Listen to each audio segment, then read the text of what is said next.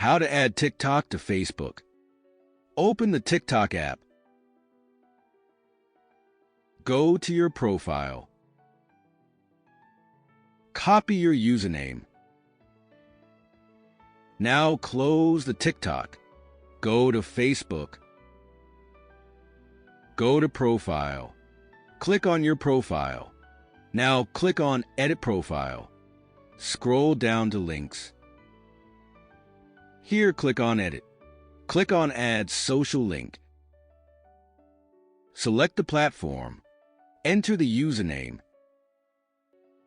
Click on Save. It is added successfully. You can see it in Links. Now go back.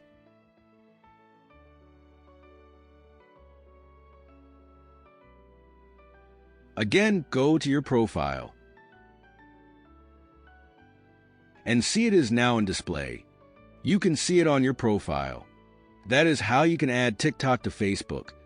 That's all from today. If you really enjoyed this video, don't forget to hit that subscribe button and ring the notification bell so you never miss an update.